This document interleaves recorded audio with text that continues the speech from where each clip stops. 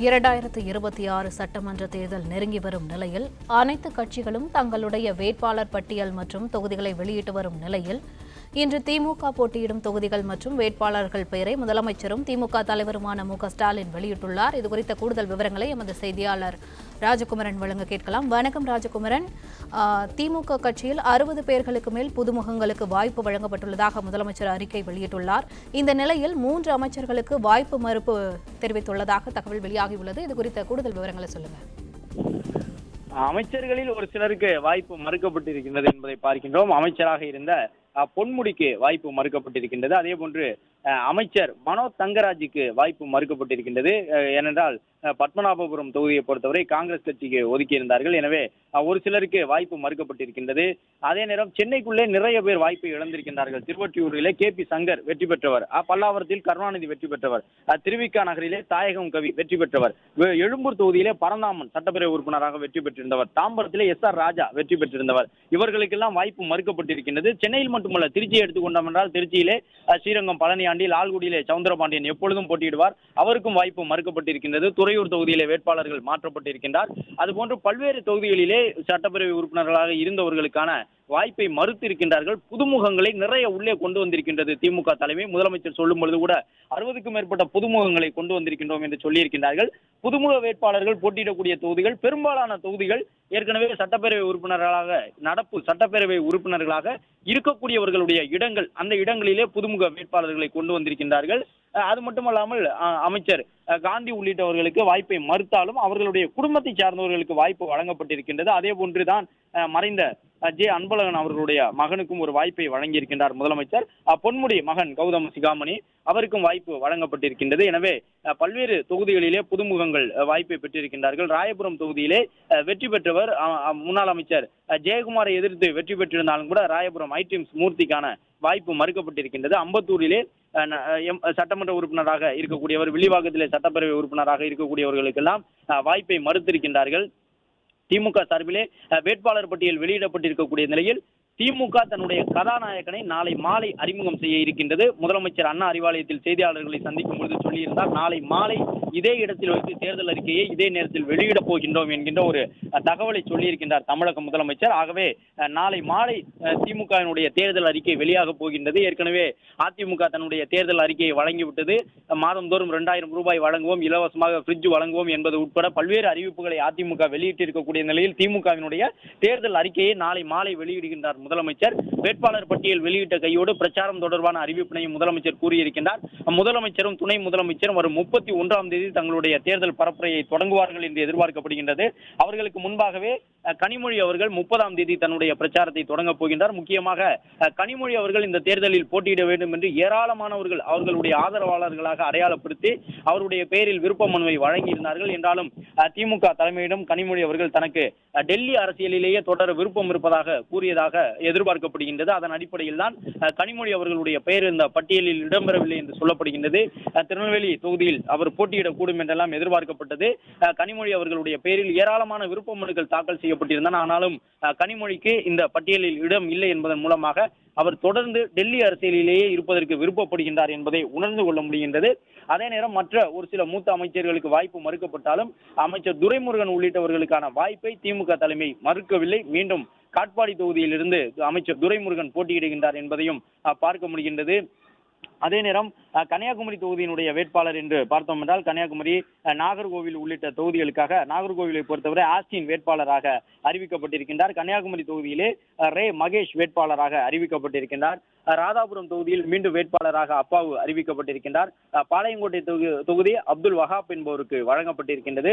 திருநெல்வேலி தொகுதி சுப்பிரமணியன் என்பவருக்கும், ஆலங்குளம் தொகுதி மனோஜ் பாண்டியனுக்கு மீண்டும் வழங்கப்பட்டிருக்கின்றது. எனவே திமுகவில் இணைந்தவர்களுக்கான வாய்ப்பையும் முதலமைச்சர் மறுக்கவில்லை. சட்டப்பேரவை உறுப்பினர்களாக இருந்து தங்களுடைய பதவியை ராஜினாமா செய்துவிட்டு திமுக தலைவர் முதலமைச்சர் மு.க.ஸ்டாலின் தலைமையை ஏற்று அந்த கட்சிக்கு சென்றவர்களுக்கான வாய்ப்பு அப்படியே வழங்கப்பட்டிருக்கின்றது. அதே நேரம் அமைச்சர் பிடிஆர் பழனிவேல் தியாகராஜன் உள்ளிட்டவர்களுடைய பெயர் பட்டியலில் இடம்பெறுமா என்பது உள்ளிட்ட பல்வேறு கேள்விகள் எல்லாம் எழுப்பப்பட்டு கொண்டிருந்தது. பிடிஆர் பழனிவேல் தியாகராஜன் வழக்கமாக போட்டியிடக்கூடிய மதுரை மத்திய தொகுதியிலேயே மீண்டும் போட்டியிடுகின்றார். அதே போன்று மதுரையினுடைய மற்றொரு அமைச்சர் மூர்த்தியை பொறுத்தவரை மதுரை கிழக்கு தொகுதியில் மீண்டும் போட்டியிடுகின்றார்.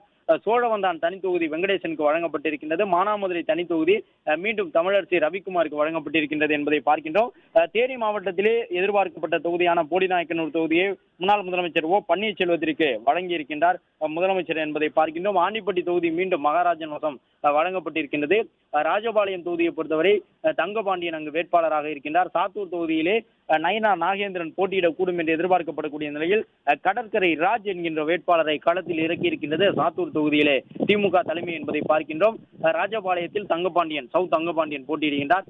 திருமங்கலம் தொகுதியை பொறுத்தவரை முன்னாள் அமைச்சர் ஆர்பி உதயகுமாருக்கு எதிராக ஒரு வலிமையான வேட்பாளர் சேடப்பட்டி மணிமாறனை நிறுத்தி இருக்கின்றது திமுக தலைமை. திருப்பரங்குன்றத்தில் அதிமுக வலிமையான வேட்பாளரை நிறுத்தி இருக்கக்கூடிய சூழ்நிலையில் கிருத்திகா தங்கபாண்டி என்கின்ற வேட்பாளரை அறிவிப்பு செய்திருக்கின்றது திமுக தலைமை. மதுரை மேற்கு தொகுதியை பொறுத்தவரை ரகு பாலாஜி முன்னாள் அமைச்சரை எதிர்த்து போட்டியிடுகின்றார். மதுரை மத்திய தொகுதியிலே மீண்டும் பழனிவேல் தியாகராஜன் போட்டியிடுகின்றார். மானாமதுரை தனி தொகுதியை பொறுத்தவரை தமிழரசி மீண்டும் போட்டியிடுகின்றார். அமைச்சர் பெரிய கருப்பன் திருப்பத்தூர் தொகுதியில் மீண்டும் போட்டியிடுகின்றார். திருப்பத்தூர் அதிமுகவிலே கூட்டணி கட்சிக்கு வழங்கப்பட்டிருக்கக்கூடிய நிலையில் திருப்பத்தூர் தொகுதியிலே போட்டியிடுகின்றார். ஆலங்குடி தொகுதியை பொறுத்தவரை சிவவி மெய்யநாதன் ஏற்கனவே 2016ஆம் ஆண்டு வெற்றி பெற்றவர். 2021ஆம் ஆண்டு வெற்றி பெற்று முதல் முறையாக சட்டப்பேரவையில் அடியெடுத்து வைத்தார். தொடர்ந்து 3வது முறையாக ஆலங்குடி தொகுதியிலே களம் இறங்குகின்றார் அமைச்சர் சிவவி மெய்யநாதன். திருமயம் தொகுதியை பொறுத்தவரை தொடர் வெற்றியை பதிவு செய்ய வேண்டும் என்ற முனைப்போடு அமைச்சர் ரகுபதி மீண்டும் கேட்டு பெற்றிருக்கின்றார்.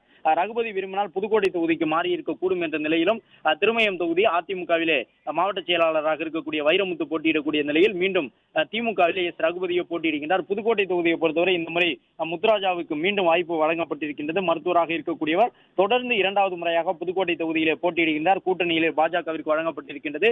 பட்டுக்கோட்டை தொகுதியை பொறுத்தவரை அண்ணாதுரை மீண்டும் போட்டியிடுகின்றார். பட்டுக்கோட்டையிலே அதிமுக சேகர் என்பவரை நிறுத்தி இருக்கின்றது. அதே போன்று ஒரத்தநாட்டிலும் வைத்தியலிங்கம் தற்பொழுது வேட்பாளராக போட்டியிடக்கூடிய சூழ்நிலையில் அவரிடமிருந்து விலகி அமமுகவில் செயல்பட்டு கொண்டிருந்த வேட்பாளர் அவருக்கு சேகர் என்பவருக்கு ஒரத்தநாடு தொகுதியில் வாய்ப்பு வழங்கப்பட்டிருக்கின்றது.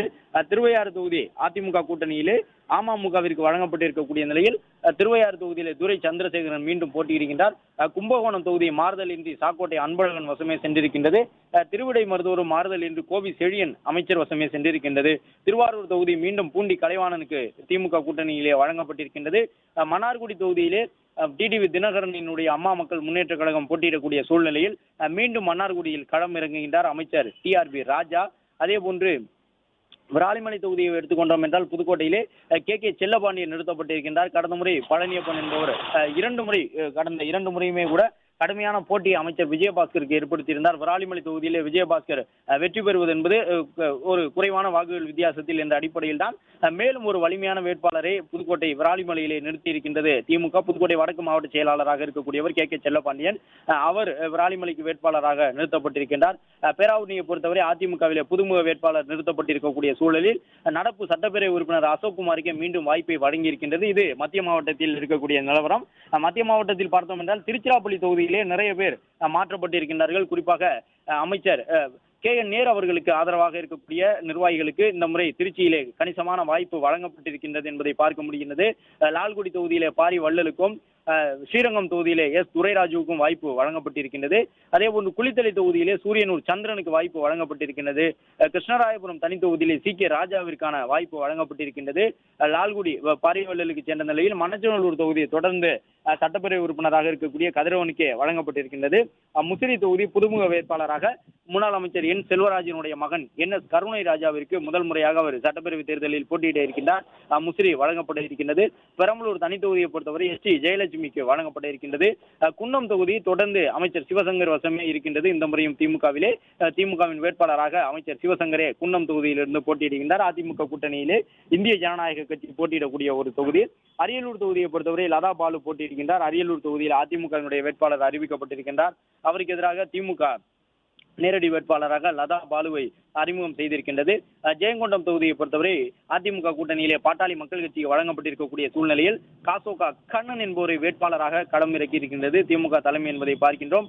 அரவக்குறிச்சி தொகுதியிலே மொஞ்சனூர் இளங்கோ என்பவர் போட்டியிடக்கூடிய சூழ்நிலையில் கோவை தெற்கு தொகுதிக்கு சென்றிருக்கின்றார் முன்னாள் அமைச்சர் செந்தில் பாலாஜி. கரூர் அரசியலிலிருந்து கோவை அரசியலுக்கு இடம்பெயர்ந்திருக்கின்றார் முன்னாள் அமைச்சர் செந்தில் பாலாஜி என்பதை பார்க்க முடிகின்றது. ஏற்கனவே திமுகவில் இணைந்த பிறகு மேற்கு மாவட்டத்தினுடைய பொறுப்பாளர் கணிசமான வெற்றிகளை திமுகவிற்கு மேற்கு மாவட்டத்திலே ஈட்டி கொடுத்திருந்தார். கடந்த காலங்களில் எத்தனையோ தலைவர்கள் நிர்வாகிகள் திமுகவிற்கு செய்ய முடியாத பணியை செந்தில் பாலாஜி செய்து முடித்திருக்கின்றார் என்று புகழாரம் சூட்டியிருந்த முதலமைச்சர் கரூர் அரசியலில் இருந்து கிட்டத்தட்ட மத்திய மாவட்ட அரசியலில் இருந்து மேற்கு மாவட்ட அரசியலுக்கு அமைச்சராக இருந்த செந்தில் பாலாஜியை நகர்த்தி இருக்கின்றார் முதலமைச்சர் என்று உணர்ந்து கொள்ளக்கூடிய விதமாக முன்னாள் அமைச்சர் செந்தில் பாலாஜி கோவை அரசியலை கையில் எடுத்திருக்கின்றார். கோவை தெற்கு தொகுதியிலே போட்டியிடுகின்றார். இது அதிமுகவிற்கு கணிசமான ஒரு போட்டியை ஏற்படுத்தும்.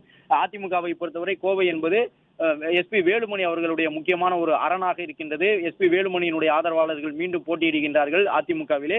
எனவே நேரடியாக SP வேலுமணிக்கு சரிக்கு சமமான ஒரு போட்டியாளராக கோவை அரசியலிலே திமுக செந்தில் பாலாஜியை கையில் எடுத்து கோவை தெற்கு தொகுதியில் நிறுத்தி இருக்கின்றது. எனவே இந்த முறை கோவையில் இருக்கக்கூடிய அனைத்து தொகுதிகளும் அவ்வளவு எளிதாக அதிமுக வசம் சென்று விடாது. அதிமுக கடுமையான ஒரு சவாலை எதிர்கொள்ளக்கூடும் என்ற அடிப்படையிலே கோவை தெற்கு தொகுதியினுடைய வேட்பாளர் தேர்வு இருக்கின்றது என்பதை பார்க்க முடிகின்றது. முன்னாள் அமைச்சர் செந்தில் பாலாஜி தெற்கு தொகுதியில் களமிறங்கக்கூடிய நிலையில் கோவை வடக்கு தொகுதியிலே செந்தமிழ் செல்வன் தொகுதிக்கு அறிமுகமானவர், அவருக்கு வாய்ப்பு வழங்கப்பட்டிருக்கின்றது. சூலூர் தொகுதியிலே தளபதி முருகேசனுக்கும், பல்லடம் தொகுதியிலே செல்வராஜுக்கும் வாய்ப்பு வழங்கப்பட்டிருக்கின்றது. திருப்பூர் தெற்கு தொகுதியிலே தினேஷ்குமாருக்கு வாய்ப்பு வழங்கப்பட்டிருக்கின்றது. அவினாசி தனி தொகுதியிலே டாக்டர் கோகிலாமணிக்கு வாய்ப்பு வழங்கப்பட்டிருக்கின்றது. மேட்டுப்பாளையம் தொகுதியிலே கவிதா கல்யாண சுந்தரத்துக்கும், குன்னூர் தொகுதியிலே KM ராஜுவிற்கும் வாய்ப்பை வழங்கியிருக்கின்றார்கள். கூடலூர் தனி தொகுதியிலே திராவிடமணியும், கோபிச்செட்டிப்பாளையம் தொகுதியிலே நல்ல சிவமும் போட்டியிடுகின்றார்கள். அதே போன்று மற்ற இந்த மேற்கு மாவட்டமான அந்த குறிப்பிட்ட பகுதிகளை எடுத்துக்கொண்டோம் என்றால் சேந்தமங்கலம் தனி தொகுதியிலே பூமலரும், நாமக்கல் தொகுதியிலே ராணி என்பவரும் போட்டியிடுகின்றார்கள். பரமத்தி வேலூரை பொறுத்தவரை KS மூர்த்தி என்பவருக்கு வழங்கப்பட்டிருக்கின்றது. குமாரபாளையம் தொகுதி S பாலு என்பவருக்கு வழங்கப்பட்டிருக்கின்றது. ஈரோடு மேற்கு தொகுதி மூத்த அமைச்சர் முத்துசாமி வசம் மீண்டும் சென்றிருக்கின்றது. தாராபுரம் தனி தொகுதியை பொறுத்தவரை மருத்துவர் இந்திராணி போட்டியிடுகின்றார். எடப்பாடி தொகுதியிலே காசி என்பவரை வேட்பாளராக அறிவித்திருக்கின்றார்கள். மேட்டூர் தொகுதியிலே மிதுன் சக்கரவர்த்தி என்பவரை வேட்பாளராகவும், சேலம் வடக்கு தொகுதியிலே ராஜேந்திரன் அமைச்சராக இருக்கக்கூடியவர், அவருக்கு வாய்ப்பை வழங்கியிருக்கின்றார்கள். சேலம் தெற்கு தொகுதியிலே லோகநாதன் போட்டியிடுகின்றார். விக்கிரவாண்டி தொகுதியை பொறுத்தவரை அன்னியூர் சிவாவும், திருக்கோவிலூர் தொகுதியை பொறுத்தவரை முன்னாள் அமைச்சர் அவருடைய மகன் பொன்முடியினுடைய மகன் கௌதம சிகாமணியும் திருக்கோவிலூர் தொகுதியில் போட்டியிடுகின்றார். உளுந்தூர்பேட்டையை பொறுத்தவரை GR வசந்தவேல் போட்டியிடுகின்றார். விழுப்புரம் தொகுதியில் மீண்டும் நடப்பு சட்டப்பேரவை உறுப்பினராக இருக்கக்கூடிய லட்சுமணனுக்கு வாய்ப்பை வழங்கியிருக்கின்றது திமுக தலைமை. வானூர் தனி தொகுதியை பொறுத்தவரை கௌதம் திராவிடமணி போட்டியிடுகின்றார். செஞ்சி தொகுதி மீண்டும் மஸ்தான் வசம் சென்றிருக்கின்றது. வந்தவாசி தனி தொகுதியை பொறுத்தவரை அம்பத்குமார் போட்டியிடுகின்றார். செய்யார் தொகுதியிலே ஜோதியும், ஆரணி தொகுதியிலே மகாலட்சுமி கோவர்தனனும் போட்டியிடுகின்றார்கள். கலசப்பாக்கம் தொகுதியை பொறுத்தவரை இந்த முறை பேசுதி சரவணன் என்பவருக்கு வாய்ப்பு வழங்கப்பட்டிருக்கின்றது. கீழ்பெண்ணாத்தூர் தொகுதி மீண்டும் பிச்சாண்டிக்கும், திருவண்ணாமலை தொகுதி அமைச்சர் ஏவா வேலுவுக்கும், செங்கம் தொகுதி மூப்பேல் கிரிக்கும் வழங்கப்பட்டிருக்கின்றது. அரூர் தொகுதி சண்முகத்திற்கும், பாப்பிரெட்டிப்பட்டி பழனியப்பனுக்கும் வழங்கப்பட்டிருக்கின்றது. பாலக்கோடு தொகுதி TNV செந்தில்குமாருக்கு வழங்கப்பட்ட நிலையில் ஓசூர் தொகுதியை SA சத்யா என்பவருக்கு வழங்கியிருக்கின்றார் முதலமைச்சர் MK ஸ்டாலின் தன்னுடைய திராவிட முன்னேற்ற கழகத்தினுடைய வேட்பாளராக ஓசூருக்கு சத்யாவையும், வேப்பனஹள்ளிக்கு PS சீனிவாசன் அவர் வேப்பனஹள்ளி தொகுதியில் போட்டியிடுகின்றார். வேப்பனஹள்ளி தொகுதியை பொறுத்தவரை அதிமுகவிலே முக்கியமான நிர்வாகிகள் போட்டியிடக்கூடிய ஒரு தொகுதியாக எப்பொழுதுமே இருக்கும். அந்த அடிப்படையிலே வேப்பனஹள்ளி தொகுதிக்கு ஒரு முக்கியமான போட்டியாளராக தற்பொழுது நிறுத்தப்பட்டிருக்கின்றார். எதிர்பார்க்கப்பட்ட வேட்பாளர் PS சீனிவாசன் என்பவரை நிறுத்தி இருக்கின்றார்கள். மேலும் பர்கூர் தொகுதியை பொறுத்தவரை மதியழகன் போட்டியிடுகின்றார். திருப்பத்தூர் தொகுதியை பொறுத்தவரை நல்லதம்பி என்பவரும், ஜோலார்பேட்டை தொகுதியிலே கவிதா தண்டபாணியும், ஆம்பூர் தொகுதியிலே வில்வநாதனும், KV குப்பத்திலே டாக்டர் ராஜேஸ்வரி மோகன் காந்தியும் போட்டியிடுகின்றார்கள். அணைக்கட்டு தொகுதி மாற்றமில்லை, நந்தகுமார் போட்டியிடுகின்றார். வேலூர் தொகுதியிலே கார்த்திகேயன் போட்டியிடுகின்றார். காட்பாடி தொகுதியிலே மூத்த அமைச்சர் துரைமுருகன் போட்டியிடுகின்றார். ராணிப்பேட்டை தொகுதியிலே வினோத் காந்தி போட்டியிடுகின்றார். உத்திரமேரூரினுடைய வேட்பாளராக சுந்தரும், மதுராந்தகம் தனி தொகுதி வேட்பாளராக அமுலு பொன்மலரும், செங்கல்பட்டுவினுடைய வேட்பாளராக கார்த்திக் தண்டபாணியும் போட்டியிடுகின்றார்கள். திமுக தலைமை தங்களுடைய வேட்பாளர் பட்டியலை வெளியிட்டிருக்கின்றது. அடுத்த கட்டமாக பிரச்சாரத்திற்கு முதலமைச்சர் தயாராகிவிட்டார். 30ஆம் தேதி முதலமைச்சர் தொடங்குகின்றார். 31ஆம் தேதியும் துணை முதலமைச்சர் அமைச்சர் கனிமொழி அவர்களும் தன்னுடைய தேர்தல் பரப்புரையை 30ஆம் தேதி தொடங்க இருக்கின்றார். இந்த பட்டியலை பொறுத்தவரை 60க்கும் மேற்பட்டவர்கள் புதுமுகங்களாக இருக்கின்றார்கள். நிறைய பேர் ஏற்கனவே போட்டியிட்டு வெற்றி பெற்றிருந்தவர்களுக்கு வாய்ப்பு வழங்கப்படவில்லை. சென்னையிலே ஒன்றிய கவுன்சிலர்களாக இருந்தவர்களுக்கு நிறைய வாய்ப்பை வழங்கி இருக்கின்றார்கள். அந்த அடிப்படையிலே சிற்றரசு துணை முதலமைச்சர் உதயநிதி அவர்களோடு இருக்கக்கூடியவர், அவருக்கு வாய்ப்பு வழங்கப்பட்டிருக்கின்றது. அண்ணாநகர் தொகுதி சிற்றரசுக்கு வழங்கப்பட்டிருக்கின்றது. அது மட்டுமல்லாமல் சென்னையில மாநகர கவுன்சிலராக இருக்கக்கூடிய ராஜா அன்பழகனுக்கு தியாகராய நகர் தொகுதியும், பூர்ணிமாவிற்கு அம்பத்தூர் சட்டப்பேரவை தொகுதியும் வழங்கப்பட்டிருக்கின்றது. காரைக்குடி தொகுதியை பொறுத்தவரை அதாவது காங்கிரஸ் அமமுக நேரடியாக போட்டியிடக்கூடிய தொகுதிகளில் ஒன்றாக காரைக்குடி தொகுதி இருக்கின்றது என்பதை பார்க்கின்றோம். ஏற்கனவே காங்கிரசினுடைய வேட்பாளர் பட்டியலும் அறிவிக்கப்பட்டிருந்தது. இது மட்டுமல்லாமல் முக்கிய வேட்பாளர்கள் அடுத்தடுத்து திமுக தலைவர் முதலமைச்சர் மு.க.ஸ்டாலின் அறிவித்திருக்கின்றார். அமைச்சர் மனோ தங்கராஜை பொறுத்தவரை அமைச்சரவையில் இருந்து நீக்கப்பட்டார். அதன் பிறகு அமைச்சரவைக்கு மீண்டும் ஈர்க்கப்பட்டார். ஆனாலும் பத்மநாபபுரம் தொகுதியை காங்கிரசுக்கு வழங்கி அவருக்கான வாய்ப்பை இல்லாமல் செய்திருக்கின்றார்கள் என்கின்ற ஒன்றை பார்க்க முடிகின்றது. அந்த அடிப்படையிலே மனோ தங்கராஜுக்கு மாற்று தொகுதி வழங்கப்படவில்லை. நாகர்கோவிலினுடைய மேயராக இருக்கக்கூடிய மகேஷுக்கு கன்னியாகுமரி சட்டப்பேரவை தொகுதி ஒதுக்கப்பட்டிருக்கின்றது என்பதையும் பார்க்கின்றோம். அதே நேரம் KP சங்கர், கருணாநிதி பல்லாவரத்திலே, திருவிகா நகரினுடைய தாயகம் கவி, எழும்பூரினுடைய பரந்தாமன், தாம்பரத்தினுடைய SR ராஜா உள்ளிட்டவர்களுக்கான வாய்ப்பு மறுக்கப்பட்டிருக்கின்றது. ராணிப்பேட்டையிலே அமைச்சர் காந்தியினுடைய மகனுக்கு வாய்ப்பை வழங்கியிருக்கின்றார்கள். அது மட்டுமல்லாமல் பொன்முடியினுடைய மகன் கௌதம சிகாமணி எதிர்பார்க்கிறது போன்று அவரும் வேட்பாளராக நிறுத்தப்பட்டிருக்கின்றார்.